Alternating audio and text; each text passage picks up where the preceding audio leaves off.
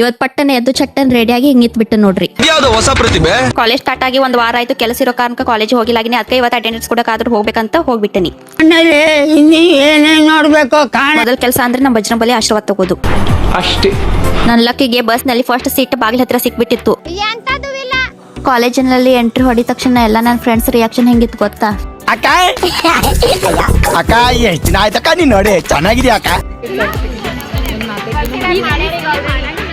ಈ final year ಬಂದ ಯಾವ್ದೋ ನರಕಕ್ಕೆ ಬಂದಾಗ ಅನಿಸ್ಲಾತಿತ್ತು. ಅಪರ್ ಐಡಿ ಪ್ಲೇಸ್ಮೆಂಟ್ ಅಂತ ಫುಲ್ ತಲಿ ಅದ್ಬಿಟ್ಟು ನಮ್ ಡಿಗ್ರಿ ಮುಗಿತೈತಿತ್ತ ಅಂತ ಖುಷಿ ಹೆಚ್ಚ ನೋವಾಗ್ಲತ್ತಿತ್ತು. ಯಾಕಂದ್ರೆ ಇಲ್ಲಿ ಫ್ರೆಂಡ್ಸ್ ಇಲ್ಲಿ ಕಳೆದಿರೋ ಟೈಮ್ ತುಂಬಾ ನೆನಪಾಗ್ತೈತಿ ನೋಡ್ರಿ.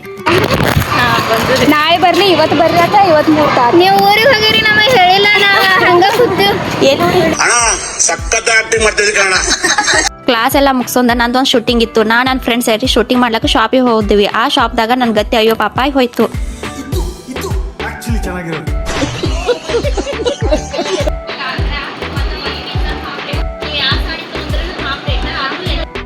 ಅಲ್ಲೆಲ್ಲ ನಾನು ನೋಡ್ದಾರೆಲ್ಲ ಮನುಷ್ಯನಾಗ ಒಂದ ಪ್ರಶ್ನೆ ಓಡಾಡತ್ತಿತ್ತು.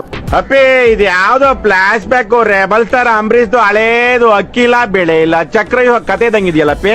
ಡ್ರೆಸ್ ನೋಡ್ರಿ ಸಾಕು ನಮ್ಮ ಹುಡುಗಿಯರಿಗೆ ಹುಸಿಡಿತೈತೆ. ಅದ್ರೊಳಗೆ ನಾ ಶೂಟಿಂಗ್ ಮಾಡಕ್ ಡ್ರೆಸ್ ಅಂಗಡಿ ಹೋಗಿರೋದು. ಅಲ್ಲಿ ಅಂತೂ ಒಂದು ಸೀರೆ ಸಿಕ್ಕಾಪಟ್ಟೆ ಇಷ್ಟ ಆಯ್ತು. ಫೋನ್ ಪೇದಲ್ಲಿ ₹1 ಇರ್ಲಿಲ್ಲ, ಆದ್ರೂ ಫೋನ್ ಪೇ ಮಾಡ್ಕೊಂಡು ಆ ಸೀರೆ ತೊಗೊಂಡ್ಬಂದು ಅಲ್ಲಿದ್ದ ಆಟೋ ಹತ್ಕೊಂಡು ನಾವು ಮಾರ್ಕೆಟ್ ಒಳಗೆ ಸಂತಿ ಹೋಗ್ಬೇಕಂತ ಮಾರ್ಕೆಟ್ ಬಂದೀವಿ. ಇಲ್ಲಿ ದೇವ್ರದ್ದು ಜಾತ್ರೆ ಮಾಡತ್ತಿದ್ರು. ಇಷ್ಟೊಂದೆಲ್ಲ ಮಾಡೋಷ್ಟರಲ್ಲಿ ಸಿಕ್ಕಾಪಟ್ಟೆ ಸುಸ್ತಾಗಿತ್ತು. ಅದಕ್ಕೆ ಬಸ್ ಹತ್ಕೊಂಡು ಮನೆ ಬಂದಿವಿ. ಮುಖದಲ್ಲಿ ಒಂದು ತೇಜಸ್ಸನ್ನು ನೋಡಿದೆ, ಏನನ್ನು ಸಾಧಿಸಿರೋ ಸಂತೋಷ